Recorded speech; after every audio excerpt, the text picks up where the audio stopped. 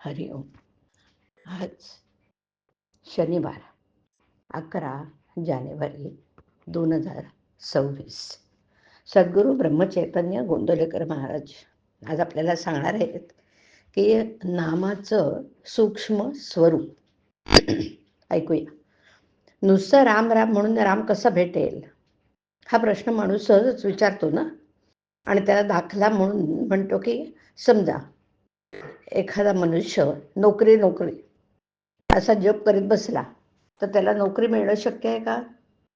वरकरणी हा दाखला अगदी बेमालूम दिसतो खरा, पण थोडासा विचार केला तर तो इथे मुळीच लागू पडत नाही असं कळून येईल.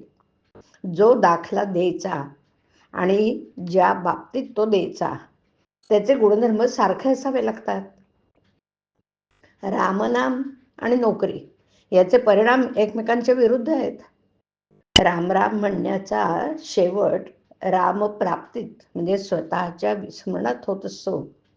म्हणजे देहबुद्धीतून देहाच्या पलीकडे जाणं, म्हणजे स्थूलातून सूक्ष्माच्या पलीकडे जाणं, हा राम राम म्हणण्याचा परिणाम आहे. परंतु नोकरीचा प्रकार याच्या अगदी विरुद्ध आहे. मुळात नोकरी ही कल्पना सूक्ष्म आहे. नंतर ती मिळावी म्हणून 10 जणांचे आर्जव करायचे. त्याच्यानंतर ती देणारा भेटला तो भेटेल, पण मग ती नोकरी करायची. म्हणजे नोकरी या कल्पनेतून सूक्ष्मातून स्थूलात जाणं हा नोकरीचा प्रकार आहे. पण राम राम म्हणणं हा प्रकार स्थूलातून सूक्ष्माच्या पलीकडे जाण्याचा आहे. यावरून नोकरीचा हा दाखला इथे लागू पडत नाही हे स्पष्ट होतं.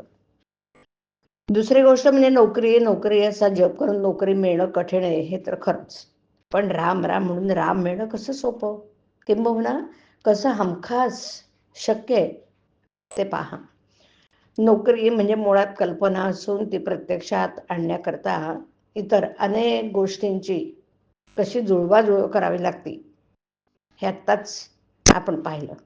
तसंच घर बांधणं ही कल्पना, ती पुरी करून ते घर सर्व बाजूंनी सुखसोयीचं व्हावं या हेतूने सर्व जिन्सा पैदा करून त्यात आणून ठेवणं म्हणजेच कल्पनेतून कृतीत येण्याचा प्रकार.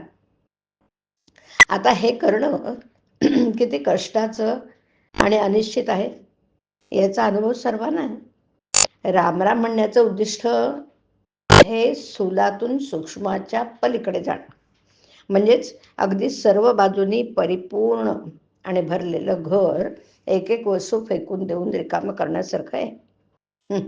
आता ही गोष्ट करण्याची इच्छा असल्यास कोणालाही सहज होण्यासारखे आहे.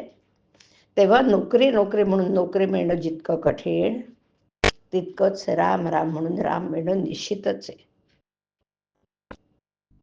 सबब राम राम म्हणून राम कसा भेटेल अशी शंका न घेता राम राम जपावं. मनाच्या सर्व दुःखाला कारण देहबुद्धी आहे. ते जायला उपाय एकच, प्रेमाने भगवंताचे नामस्मरण करावे. त्याच्या योगाने सर्व मळ जाईल. नामस्मरणच रामाची गाठ घालून देईल. चित्तात मात्र तसे तळमळ पाहिजे.